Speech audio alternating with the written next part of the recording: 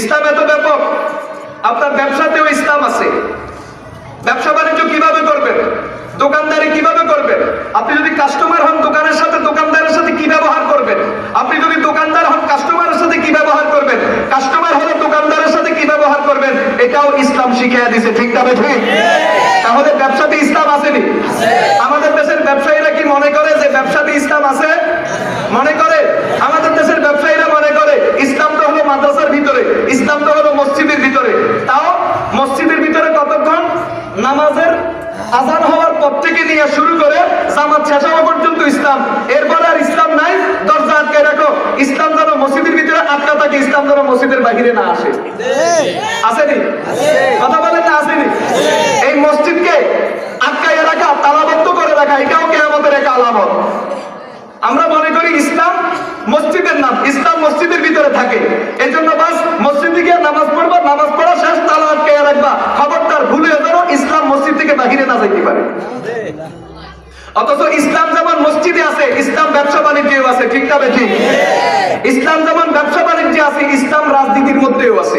আপনি যদি সরকার প্রধান হন তাহলে দেশ কিভাবে চালাবেন, জনগণের সাথে কেমন ব্যবহার করবেন, আইন ব্যবস্থা বিচার ব্যবস্থা কিভাবে চালাবেন, সংসদের সচিবালয় কিভাবে চালাবেন, বিরোধী দলের সাথে কেমন ব্যবহার করবেন, সংখ্যালঘুদের সাথে কেমন ব্যবহার করবেন, যারা আপনাকে ভোট দিয়েছে তাদের সাথে কি আচরণ করবেন, যারা ভোট দেয় নাই তাদের সাথে কি আচরণ করবেন, যারা আপনার দলের লোক তাদের সাথে কি আচরণ করবেন, সবকিছু আল্লাহর নবী সাহাবায়ে কেরামের জিন্দেগীর মাধ্যমে, নিজের জিন্দেগীর মাধ্যমে আল্লাহর নবী পৃথিবীর মুসলমানকে শিখিয়ে গেছে কিনা বলেন না? কিন্তু আমরা কি মনে করি রাজনীতিতে ইসলাম আছে? ভুলেও কি মনে করি? ওই আমরা মনে করি এটা ইসলাম তো মাদ্রাসার ভিতরে সীমাবদ্ধ, ইসলাম তো মসজিদে সীমাবদ্ধ, ইসলাম তো হলো দৈনিক 5 ওয়াক্ত নামাজ পড়ার নাম। ঠিক না ঠিক? ইসলাম যেমন মাদ্রাসায় আছে, ইসলাম স্কুল কলেজেও আছে। ঠিক না ঠিক? স্কুল কলেজের সিলেবাসেও ইসলাম আছে, শিক্ষকতার মধ্যেও ইসলাম আছে, ছাত্র হওয়ার মধ্যেও ইসলাম আছে। আপনি যদি ছাত্র হন শিক্ষকের সাথে কেমন ব্যবহার করবেন, এখানেও ইসলাম আছে। আপনি যদি শিক্ষক হন ছাত্রের সাথে কেমন ব্যবহার করবেন, এখানেও ইসলাম আছে। আপনি যদি বস হন কর্মচারীর সাথে কেমন ব্যবহার করবেন, এখানেও ইসলাম আছে। আপনার অফিস আদালত কিভাবে চলবে, এখানেও ইসলাম আছে। আপনি যদি পরিবারের প্রধান হন আপনার স্ত্রীর সাথে কেমন ব্যবহার করবেন, এখানে ইসলাম আছে। আপনি যদি স্ত্রী হন স্বামীর সাথে কেমন ব্যবহার করবেন, এখানেও ইসলাম আছে। আপনি যদি বাবা হন সন্তানের সাথে কেমন ব্যবহার করবেন, এখানেও ইসলাম আছে। আপনি যদি বাবা হন সন্তানের সাথে কেমন ব্যবহার করবেন, এখানে যেমন ইসলাম আছে। আপনি যদি সন্তান হন মা বাবার সাথে কেমন ব্যবহার করবেন, এখানেও ইসলাম আছে। আপনি যদি শ্বশুর হন পুত্রবধূ আর মেয়ের জামাতার সাথে কেমন আচরণ করবেন, এখানে ইসলাম আছে। আপনি যদি জামাতা হন শ্বশুর শাশুড়ির সাথে কেমন ব্যবহার করবেন, এখানে ইসলাম আছে। আপনি যদি কারো পুত্রবধূ হন তাহলে ওই আপনার স্বামীর মা আর বাবা, আপনার শ্বশুরের শাশুড়ি, তাদের সাথে কেমন ব্যবহার করবেন, এখানেও ইসলাম আছে। আপনি যদি ইমাম হন তাহলে ইমামতি কিভাবে করবেন, এখানে ইসলাম আছে। আপনি যদি মুসল্লি হন ইমামের সাথে কেমন ব্যবহার করবেন, এখানে ইসলাম আছে। আপনি যদি মুয়াজ্জিন হন তাহলে আপনার কি দায়িত্ব, এখানে ইসলাম আছে। আপনি যদি কমিটির সভাপতি সেক্রেটারি হন এখানে কি ব্যবহার, এখানেও ইসলাম আছে। ঠিক না ঠিক?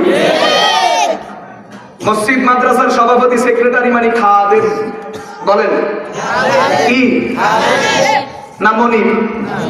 ইমাম সাহেব গোলাম, সভাপতি সাহেব মনিব, এমন নাকি ইমাম সাহেব নেতা, কমিটির সভাপতি সেক্রেটারি থেকে শুরু করে মুসল্লি সর্বস্তরের জনগণ সবাই হলো খাদেম। ঠিক না ঠিক?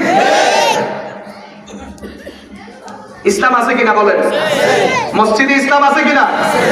ওয়াজ মাহফিলে ইসলাম আছে কিনা? ওয়াজ মাহফিলে যেমন ইসলাম আছে ঠিক তেমনি ভাবে দলীয় কর্মসভা, দলীয় সম্মেলন, রাজনৈতিক সভা সেমিনার, মিটিং মিছিল, সেখানেও কি আছে বলেন না? তাহলে ইসলাম কত ব্যাপক। ঘরের মধ্যে ইসলাম আছে। ডাইনিং রুম কিভাবে সাজাবেন, ইসলাম আছে। ড্রয়িং রুম কেমন হবে, ইসলাম আছে। গেস্ট রুম কেমন হবে, ইসলাম আছে। বেডিং রুম, মাস্টার বেডটা কেমন হবে, এখানেও ইসলাম আছে। ঘরের মধ্যে যেমন ইসলাম আছে মসজিদে ইসলাম আছে, মসজিদে যেমন ইসলাম আছে ঘরেও ইসলাম আছে। চাকরি বাকরিতে যেমন ইসলাম আছে রাজনীতিতে ইসলাম আছে, রাজনীতিতে যেমন আছে ব্যবসা বাণিজ্যেও আছে, সমাজে যেমন আছে রাষ্ট্রেও আছে, রাষ্ট্রে যেমন আছে আন্তর্জাতিক পর্যায় পর্যন্ত ইসলাম আছে। ঠিক না ঠিক? রান্নাঘর কিভাবে চালাবেন, এখানেও ইসলাম আছে। বাথরুম কিভাবে চালাবেন, সেখানেও ইসলাম আছে। কথা বলেন না কেন? একটা উদাহরণ দিয়ে বুঝাই, রান্নাঘরে যে ইসলাম আছে বুঝাইতাম। যেমন একটা উদাহরণ, একটা উদাহরণ, আপনার ঘরের সদস্য বেশি, তরকারি কম। ঘরে কি বেশি? আপনারা স্বামী স্ত্রী তো আছেন, আল্লাহ দিলে পোলা মাইয়াও 6-7টা, আরো মেহমানও আসছে। মনে করেন আগামীকাল দ্বিপ্রহর বেলায় আপনার ঘরে খাবে 10 জনের, তরকারি যে ব্যবস্থা এটা দিয়ে কোন রকম 5 জনের চলবে, কি করবেন?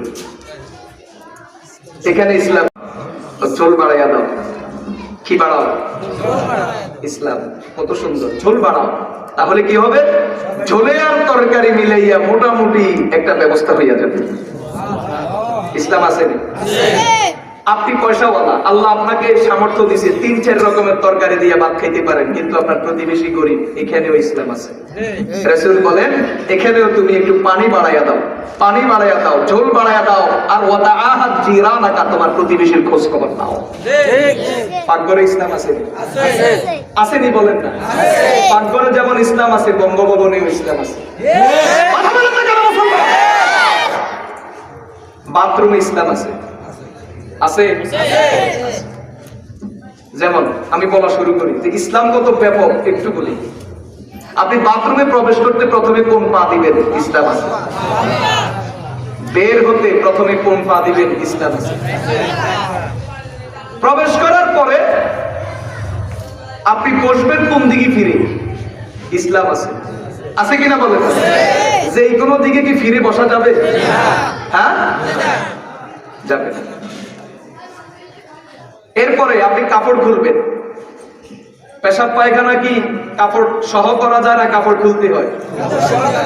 কতটুকু খুলবেন? এখানেও ইসলাম আছে। কথা বলেন না কেন? বসছেন, কাপড়ও খুলছেন, বসছেন, বসার পরে নজর কোন দিকে থাকবে? এখানেও ইসলাম আছে। লজ্জাস্থানের দিকে তাকিয়ে থাকবেন? হ্যাঁ, অল্প কয়েকদিনে স্মৃতিশক্তি নষ্ট হয়ে যাবে। যারা লজ্জাস্থানের দিকে তাকায়, ফটোর মাধ্যমে হোক, ছবির মাধ্যমে হোক, সরাসরি হোক, নিজের হোক, আরেকজনের হোক, লজ্জাস্থানের দিকে যারা তাকাইবে অল্প বয়সে তাদের স্মৃতিশক্তি নষ্ট হয়ে যাবে। ইসলাম আসেনি? ইসলাম আসেনি? তাহলে তাকাবেন কোন দিকে? এখানেও ইসলাম আছে। কথা বলেন না কেন? কোন দিকে ফিরে বসবেন? এখানেও কি আছে? পেশাব বা পায়খানা করে ফেললেন, এরপরে টিস্যু ব্যবহার করবেন অথবা ঢিলা ব্যবহার করবেন, মাটির ঢিলা। কিভাবে ব্যবহার করবেন? এখানেও ইসলাম আছে। যদি পুরুষ হয় ব্যবহারের পদ্ধতি একরকম হবে, যদি নারী হয় ব্যবহারের পদ্ধতি আরেক রকম হবে। পুরুষ হওয়ার পরে যদি শীতকাল আর গরমকাল হয় তাহলেও ব্যবহার পদ্ধতি বেশ কম হবে। গরমকালে ঢিলা ব্যবহারের পদ্ধতি একরকম হবে, শীতকালে ঢিলা ব্যবহারের পদ্ধতি আরেক রকম হবে। এরপরে কোন হাতে ঢিলা রাখবেন, ব্যবহার করবেন কোন হাত দিয়া, এখানেও ইসলাম আছে। পানি ব্যবহার করবেন, বদনাটা কোন হাতে ধরবেন, এখানে ইসলাম আছে। কোন হাত দিয়ে পরিষ্কার করবেন, এখানেও ইসলাম আছে। সুবহানাল্লাহ বলেন। দেখছেন নি এক বাথরুমের ভিতরে কত হাজার ইসলাম, কতগুলো সুন্নাত। মুহাদ্দিসিন বলেন কেউ যদি আল্লাহর নবীর বাথরুমের সুন্নাতগুলো যদি ঠিকমতো আদায় করে, এই লোকের জীবনে কখনো পেশাব পায়খানার রাস্তায় কখনো কোনো জটিল কঠিন রোগ হবে না। এটা হলো নবীর সুন্নতের বরকত। কথা বলেন না কেন? যাই হোক, যে কথাটা বলতেছিলাম, ইসলাম সব জায়গাতে আসেনি। আপনার মাথার তালু থেকে পায়ের তালু পর্যন্ত ইসলাম আসেনি। গোটা দেহের মধ্যে ইসলাম আসেনি। মাথার চুল কিভাবে রাখবেন নাকি ফেলে দিবেন, ইসলাম আসেনি। নজর কোন দিকে হবে, তাকাবেন কোন দিকে আর কোন দিকে তাকাবেন না, ইসলাম আছে। এই হাত দিয়ে কোনটা ধরবেন আর কোনটা ধরবেন না, ডাইন হাতে কি কাজ করবেন, বাম হাতে কি কাজ করবেন, ইসলাম আছে। যেই কাজ ডাইন হাতে করা যায় সেই কাজ বাম হাতে করা যায় না, যেই কাজ বাম হাতে করা যায় সেই কাজ ডাইন হাতে করা যায় না। ঠিক না বেঠিক? ডাইন হাতে খাবো, বাম হাতে পরিষ্কার করবো। বাম হাতে কি করবো? কি পরিষ্কার? এই খাবারটা যখন বের হবে 2 দিন পরে বা 2 ঘন্টা পরে, খাবারটা ঢুকানোর পরে থাকবে না, বের হয়ে যাবে। বের হয়ে যাবে। জান্নাতে বের হওয়ার তরিকা একরকম, দুনিয়াতে বের হওয়ার তরিকা আরেক রকম। জান্নাতে বের হবে ঘামের আকারে, দুনিয়াতে বের হবে পেশাব আর পায়খানার আকারে। আপনি যখন খাবেন ডাইন হাত দিয়ে খাবেন, যখন বের হবে বাম হাত দিয়ে পরিষ্কার করবেন। তাহলে ডাইন হাত ঢুকানোর জন্য, বাম হাত বের করার জন্য। ঠিক না বেঠিক? আমাদের দেশে বাম হাতে খায় নেই, খায় নেই। এরকম মুসলমান আছে না বাম হাতে খায়? এরা আবার প্রশ্ন তোলে, এগুলা মৌলবীদের সংকীর্ণতা। ডাইন হাত আল্লাহ বানাইছে, বাম হাত আল্লাহ বানাইছে। ডাইন হাতে যদি খাওয়া যায় বাম হাতে খেতে সমস্যা নাই। হ্যাঁ, এগুলা কার সংকীর্ণতা? মৌলবীদের সংকীর্ণতা। জবাব নেন, মৌলবীদের সংকীর্ণতা না উদারতা? আর তোমাদেরটা কি? জবাব দাও। হযরত থানভী রহমাতুল্লাহ আলাইহি জবাব দিলেন, তো আল্লাহ পাক যেমন হাত দুইটা বানাইছে, মুখও তো দুইটা বানাইছে, একটা মুখ উপরে আর একটা মুখ নিচে। তো যদি তোমার যুক্তি এটা হয় শুধু ডান হাতে কেন খাবো, বাম হাতেও খাবো, তাহলে এই যুক্তিতেও আসো, শুধু উপরের মুখ দিয়ে কেন খাবো, মাঝে মাঝে নিচের মুখ দিয়েও ঢুকাইতে হবে। ওইটা যেমন অযৌক্তিক সম্ভব নয়, ঠিক তেমনি ভাবে এটাও সম্ভব নয়। বরং বিষয়টা কি, আল্লাহ পাক রব্বুল আলামিন যেমন দুইটা মুখ বানাইছেন, তেমনি ভাবে দুইটা হাত বানাইছেন। উপরের মুখের জন্য ডান হাতকে বানাইছেন, নিচের মুখের জন্য বাম হাতকে বানাইছেন।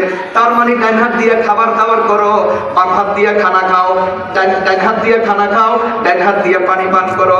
আর ওই খাবার আর পানিগুলো তোমার পেটের ভিতরে ঢোকার পরে, হজম হয়ে যাওয়ার পরে, যখন বেরিয়ে যাবে, বাহির হওয়ার পরে যেই কাজটা করতে হবে, ওই কাজটা তুমি বাম হাত দিয়া করো। হাতের মধ্যে ইসলাম আছে, ডান হাতেও ইসলাম আছে, বাম হাতেও ইসলাম আছে। যেই কাজ ডান হাত দিয়া করা যায়, ওই কাজ বাম হাত দিয়া করা যায় না। যেই কাজ বাম হাত দিয়া করা যায়, ওই কাজ ডান হাত দিয়া করা যায় না। ঠিক না ঠিক? তাহলে ডান হাতেও ইসলাম আছে, বাম হাতেও কি আছে? ইসলাম আছে।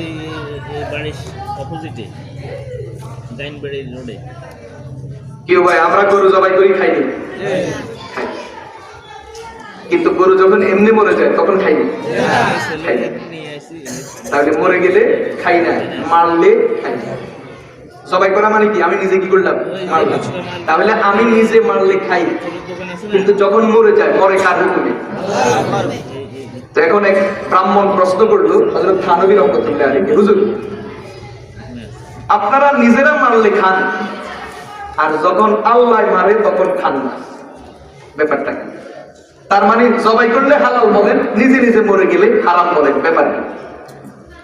হযরত থানভী রহমাতুল্লাহ আলাইহি জবাব দিল, ভাই আপনার পিপাসা লাগে? লাগে। পিপাসা লাগলে কিসের পানি খান? সাগরের পানি? বুঝে না। কেন আমি সাগরের পানি খাবো? নদীর পানি? কেন আমি নদীর পানি খাবো? ওই যে খাল বিলের পানি কেন খাবো? পুকুরের পানি কেন খাবো? তো কিসের পানি খান? আমি কলের পানি খাই। কি উপায়? পিপাসা যখন লাগে তখন কিসের পানি খাই?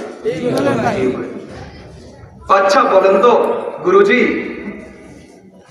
টিউবওয়েল কি আপনার ঘরের ভিতরে না দূরে? এখন না ঘরের ভিতরে, ওই যুগে কোথায় ছিল? 100 হাত 200 হাত দূরে টিউবওয়েল। তা আপনার যখন পানির পিপাসা লাগে, এত কষ্ট করে আপনি ওই টিউবওয়েলে গিয়ে পানি খান, অথচ আল্লাহ পাক আপনার সাথে একটা টিউবওয়েল দিয়ে রাখছে। আপনার পানির যখন পিপাসা লাগে, এত কষ্ট করে ওইখানে না গিয়ে একটু শুধু নিচে দিয়ে গ্লাস ধরলেই তো পারে। গুরুজি,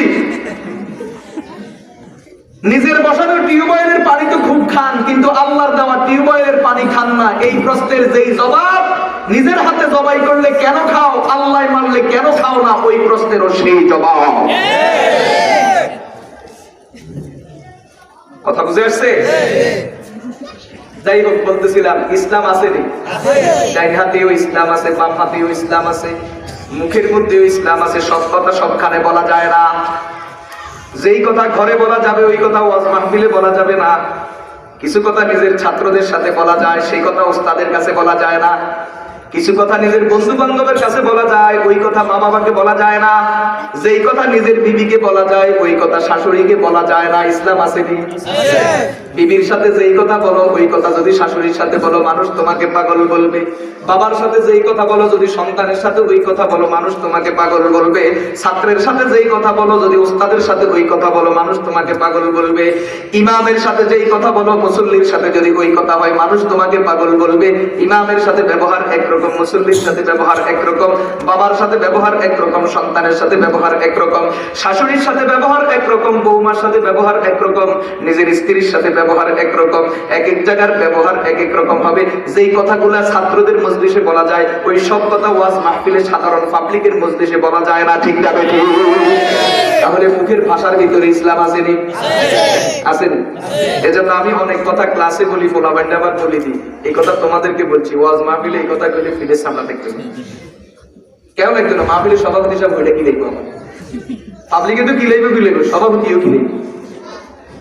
তাহলে ইসলাম আসেনি বলেন না? মুখের ভিতরে ইসলাম আসেনি? চোখের ভিতরে ইসলাম আছে যে কোনো দিকে তাকানো যাবে না। কথা বলেন না কেন? নিজের বিবির দিকে তাকানো যায়, শালীর দিকে তাকানো যায় না। নিজের মায়ের দিকে তাকানো যায়, ফুফুর দিকে তাকানো যায়, কিন্তু শাশির দিকে।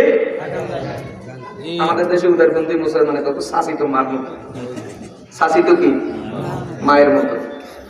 বললি অনেক কথা আছে, এখন আর বলার সময় আমার কাছে নাই। তো যে কথাটা বলতেছিলাম, মায়ের দিকে তাকানো যায়, চাষির দিকে তাকানো যায় না, ঠিক না বেঠিক? বউর দিকে তাকানো যায়, শালীর দিকে তাকানো যায় না, ঠিক না বেঠিক? বলছিলাম চেহারার মধ্যে ইসলাম আছে, আছে নেই? তাহলে ইসলাম দিয়া চেহারা চালাইতে হবে, ইসলাম দিয়া মাথা চালাইতে হবে, ইসলাম দিয়া চোখ চালাইতে হবে, ইসলাম দিয়া কান চালাইতে হবে। সব কথা শোনা যায় না। কোন মজলিসে যদি গীবত হয়, আমি গীবত করব না, গীবত শুনবো না। যদি কোনো মজলিসে গীবত হয়, আল্লাহর নবী বলে তুমি বন্ধ করে দাও। বন্ধ করার ক্ষমতা যদি না থাকে, তুমি এখান থেকে উঠে চলে যাও। কানের মধ্যে ইসলাম আসেনি বলেন না? আসেনি ইসলাম? হাতে পায়ে ইসলাম আসেনি? এইভাবে দিল, দেমাগ, ব্রেন, মেধা সবকিছুতে ইসলাম আসেনি? তার মানে পুরা দেহের মধ্যে ইসলাম আছে, পুরা দেহটাকে ইসলাম দিয়ে সাজাইতে হবে, ঠিক না ঠিক? ও ভাই, ইসলাম এত ব্যাপক, আল্লাহ দেওয়া বড় নিয়ামত। আমরা মুসলমান যারা সত্যিকার বড় ভাগ্যবান, আমরা সত্যিকার বড় ভাগ্যবান।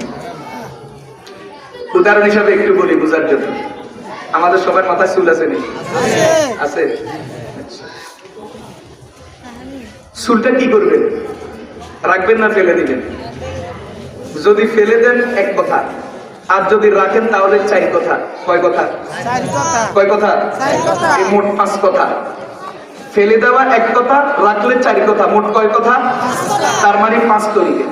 আপনার মাথার মধ্যে যদি 5 তরিকার কোনো এক তরিকা থাকে, তাহলে বোঝা গেল আপনার মাথায় ইসলাম আছে। আর 5 তরিকার কোনো তরিকা নাই, বোঝা গেল আপনার মাথায় ইসলাম নাই। কথা বুঝে আসছে? 1 নম্বর, আপনি চুলকে লম্বা করে রাখবেন কানের লতি পর্যন্ত। কোন পর্যন্ত? 2 নম্বর, কান এবং কাঁধ দুইটার মাঝামাঝি। 3 নম্বর, কাঁধ পর্যন্ত। কোন পর্যন্ত? এই 3 তরিকাকে একসাথে বলা হয় বাবরি চুল রাখা। কি রাখা? এই 3 তরিকা সুন্নত। এই 3 তরিকার যেই তরিকায় রাখেন, এটা কি? এটা সুন্নত। 4 নম্বর তরিকা, সামনে এবং পিছনে ছোট করে রাখলাম, সমান করে ছোট করে রাখলাম, বড় করলাম না, কেটে ফেললাম, সামনে এবং পিছনে ছোট ছোট করে রাখলাম। এটা 4 নম্বর তরিকা। এটা জায়েজ, সওয়াব হবে না, তবে গুনাহ কি হবে না। 5 নম্বর তরিকা, চুড়ি রাখলাম না, পুরা মাথাটা ছেঁচে ফেললাম। এমন যেন না হয় কিছু রাখলাম কিছু ছাঁচলাম। হাদিস শরীফে এরকম কাজের প্রতি লানত আছে।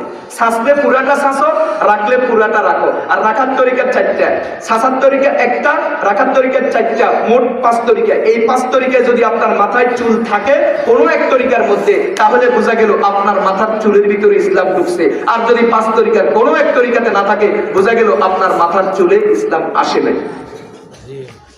এখন প্রত্যেকের টুপির নিচে হাত দিয়ে দেখবেন আপনার মাথায় কয় নম্বর তরিকা আছে। আমাদের যুবক ভাইদের মাথার মধ্যে 5 তরিকার 1 তরিকাও নেই। এদের তরিকা কি? এদের তরিকা একটা হলো ডিজিটাল অ্যানালগ তরিকা। আগে অ্যানালগ তরিকাটা বলি। আগের তরিকা ছিল সামনের গুলা বড় রাখতো, পিছনের গুলা ছোট রাখতো। এটাও সুন্নতের খেলা, তারপরেও দেখতে মোটামুটি খারাপ না। কি ভাই, এই তরিকা যারা রাখে সামনের গুলো একটু বড়, পিছনের গুলো ছোট, এটা সুন্নতের খেলা অবশ্যই, কিন্তু এটা দেখতে কি না মোটামুটি চলে। কিন্তু এখন ডিজিটাল তরিকা বাইরে হয়েছে 2টা। কয়টা? অ্যানালগ তরিকাটা বললাম, ডিজিটাল 2 তরিকা। 1 তরিকা হলো পিছনের গুলাও বড় থাকবে, এটা কাড়াকাড়ি নাই, আশ্রানিও নাই। ভালো করে বুঝবেন, আশ্রাইবেও না, কাটবেও না, এটা আপন অবস্থায় থাকবে। বরং গোসলের পরে এক ধরনের জেল আছে, জেল ব্যবহার করি, এগুলারে এইভাবে সজারুর কাটার মতো খাড়া করে। কথা বুঝে আসছে? তো চুলগুলা বড় হইতে হইতে হইতে হইতে পিছনে দিয়ে আবার বাঁকা হইয়া উপরের দিকে উঠে। আপনারা হাঁস দেখছেন? হাঁসের মধ্যে নর আছে, মাদি আছে। মাদিগুলারে গ্রামে গো আশি, আর যেগুলা নর এগুলারে গো আড়িয়া বা আশা। এই আড়িয়া বা আশা বালেগ হওয়ার একটা আলামত আছে। আলামত হলো লেজের পিছনে দিয়ে পর বাঁকা হইয়া উপরের দিকে উঠে। তো আমাদের দেশের যুবকদেরও ওই আড়িয়ার মতো বালেগ হওয়ার সিস্টেমে পিছনে দিয়া চুল বাঁকা হয়ে উপরের দিকে উঠে। এটা হলো ডিজিটাল 1 তরিকা। এখন ডিজিটাল 2 নম্বর তরিকা বাড়ছে। এই তরিকা কি? এই যে সাইডের গুলারে একবারে ছোট করে এরপরে এখান দিয়ে বিভিন্ন ডিজাইন করে, সানতারা ডিজাইন, এই ডিজাইন, ওই ডিজাইন, বিভিন্ন রকমের আর্ট করে। আসেনি? আসেনি? এরপরে আবার যারা ভান্ডারি, এদের আরেক তরিকা আছে। মাজার পূজারি, বটগাছতলের ব্যবসা যারা করে, বড় বড় ডেকের ব্যবসা যারা করে, এদের আবার আরেক তরিকা। এদের তরিকা হলো এরা চুল আর দাড়িতে কৃত্রিম ভাবে পাউডার লাগাইয়া, এরপরে বাদামের তেল লাগাইয়া, চুল দাড়িকে না আশ্রাইয়া জটা লাগায়। তার মানে বুঝাইতে চায় আমাদের বাবা আল্লাহ পাকের এশক মাহরিবতে এমন ডুব দিছে, চুল আশ্রাইতে সময় হয় না। এরিও ভাই, সারা পৃথিবীতে যত বুজুর্গ আছে, যত আল্লাহ আল্লাহ আছে, আল্লাহর নবীর একটা সেজদার সমান হবে না? হাদিস শরীফে আছে আল্লাহর নবী প্রতি একদিন পর পর চুল আর দাড়ি আশ্রাইতেন, চুল আর দাড়িতে তেল লাগাইতেন। তাহলে চুল দাড়িতে তেল লাগানো কার সুন্নত? বলেন কার সুন্নত? নবীর সুন্নত। চুল আর দাড়ি আশ্রানোর কার সুন্নত? তবে প্রতিদিন নয়, প্রতিদিন নয়, ইগবাবুহু সুন্নাতুন, একদিন পর একদিন চুল আর দাড়ি আশ্রানো এটা সুন্নত। তারকুহু তাদলিসুন, চুল আর দাড়ি না আশ্রাইয়া জটা লাগাই দেওয়া আল্লাহর নবীর ভাষায় এটাকে বলা হয় ধোঁকাবাজি আর প্রতারণা, ঠকবাজি। তাহলে যারা চুল দাড়ি আশ্রয় এরা সুন্নত আদায় করে, যারা আশ্রয় না জটা লাগায় এরা শয়তানি করে। ঠিক না বেঠিক? এটা কি আমার কথা না হাদিসের কথা? ভালো করে বুঝবেন। ইগবাবুহু সুন্নাতুন, একদিন পর একদিন চুল দাড়ি আশ্রানো সুন্নত। তারকুহু তাদলিসুন, চুল আর দাড়ি না আশ্রানো এটা ধোঁকাবাজি, প্রতারণা। আর মুআলাতুহু মানে লাগাতার আশ্রাইতে থাকা, জিনাতুন, এটার নাম ফ্যাশন। মুসলমান ফ্যাশন করতে পারে না। প্রতিদিন আশ্রানো ঠিক নয়, এটা ফ্যাশন। একদিন পর একদিন আশ্রানো সুন্নত, আর মোটেও না আশ্রানো জটা লাগাইয়া দেওয়া এটার নাম হলো বান্দরামি আর বাটফারি। এই যে সুন্নতের খেলাফ করে কখনো ফির হইতে পারে? ফির হওয়ার জন্য 22টা শর্ত আছে তাফসীরে ইবনে কাসিরে। 1 নম্বর শর্ত হলো যিনি ফির হবেন তিনি কখনো সুন্নত ছাড়তে পারবেন। আর যে সুন্নত ছাড়ে এ কখনো ফির হইতে পারে না, ফিরের নামে ডাকাই। কথা বলেন না কেন?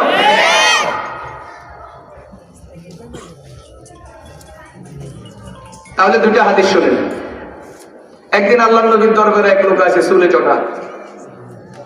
রাসূল এক সাহাবীরে ডাকি করতেছি কেন? যেখানে যেখানে জটা লাগছে গস গস করে কেটে দিছে। কেটে দিয়ে এখন রাসূল কো আহাদা খায়রুন আম কুনতা সাইরার রাসি কাআন্নাকা শাইতান। রাসূল কয় কিও, এই যে এখন তোমার জটা চুল কাটি দিছি, এটা দেখতে সুন্দর লাগে, ভালো লাগে না? এতক্ষণ পর্যন্ত যে তুমি এলোমেলো চুল জটাওয়ালা ছিলা, দেখতে শতানের মতো লাগতো, এটা বালা কোনটা বালা? তাইলে রাসূল জটাওয়ালারে কি কইছে? কথা বলেন না কেন? কিন্তু আপনি তো জটাওয়ালারে ফকির বলেন, ফির বলেন, দরবেশ বলেন, আল্লাহওয়ালা বলেন, গরু ছাগল সব এদিকে লইছেন। রাসূল তো শয়তান, আর আপনি কন হে বাবা। নিজের বাবারে বাবা কয় না, লাল তেলতেলের বাবা কয়, আর বটগাছওয়ালারে বাবা কয়। এদেশের মুসলমান বাবা কয় কয়জন রে? কয়টারে? দুইটা জিনিসে বাবা কয়, লাল তেলতেলের বাবা কয় আর জটাওয়ালারে বাবা কয়, নিজের বাবারে বাবা কয় না। কথা বলেন না কেন? তাহলে বোঝা গেল জটা চুল, যারা চুল দাড়ি আশ্রয় না, চুল দাড়ি এলোমেলো রাখে, জটা কইরা রাখে, এরা কখনো আল্লাহর ওলি হতে কারে শয়তান নিগুনি না মতওয়ালি, কারে শয়তান নিগুনি না মতওয়ালি, গরবলি নাস্তলানত গরবলি। কাম করো, শয়তানের নাম দিছো ওলি, এটার নাম যদি ওলি হয় তো তোর মতো ওলির উপর লানত করবে। দেখছেন নি অবস্থা? 2 নম্বর, হযরত ওমর রাদিয়াল্লাহু তাআলার কাছে এক লোক আছে, তার দাড়িতে জটা। তাই রাসূলের কাছে আছে চুলে জটা, ওমরের কাছে আছে কি? দাড়িতে জটা। হযরত ওমর একজন লোক কেসি আনাইছে, গস গস করে ধরে কি করছে? জটা দাড়িগুলো কাটা দিছে। কাটা দিয়ে এখন ওমর ওই রাসূলের মতো আহাযা খায়রুন আম কুনতা কাআন্নাকা সাবউন, এটা দেখতে এখন ভালো লাগে না, এতক্ষণ তো দেখতে বল্লুকের মতো আসিনি, এটা ভালো লাগে। তাহলে যার চুলে জটা রাসূল হবে শয়তান, যার দাড়িতে জটা ওমর হবে এর বল্লুক, এ কখনো নবীর উম্মত হতে পারে না। তাহলে চুল আর দাড়িতে ইসলাম আছে নি? আছে নি? সাসিবালা ইসলাম না রাখি ইসলাম? রাখার পরে আশ্রয় ইসলাম নাকি জটা লাগা ইসলাম? দেখছেন ইসলাম কত ব্যাপক। আহা, বলতেছিলাম ইসলামের চুলের তরিকা 5টা। 3 তরিকার নাম বাবরি, হয়তো বাবরি রাখেন, অথবা 4 নম্বর তরিকা আগে পিছে সমান করে ছোট করে রাখেন, অথবা 5 নম্বর তরিকা পুরা মাথা মুন্ডাইয়া ফেলেন। কিছু মুন্ডাইবেন, কিছু রাখবেন, সান্তারা বানাইবেন, আর্টিস্ট করবেন, ডিজাইন বানাবেন, এরপরে পিছনে ছোট করবেন, সামনে বড় করবেন, অথবা পিছনে গুলা বড় করি জেল দিয়ে খাড়া করায় রাখবেন। এগুলি সব ইসলামের খেলাফ কাজ। ঠিক না ঠিক? মাথার মধ্যে ইসলাম আছে তো? এভাবে কত উদাহরণ দিতেন। সব জায়গাতে ইসলাম আছে। আল্লাহ পাক আমাদেরকে মেহেরবানি করে আমাদের গোটা জিন্দেগিটাকে ইসলাম দিয়ে রঙিন করার তৌফিক দান করুন, আমিন বলেন।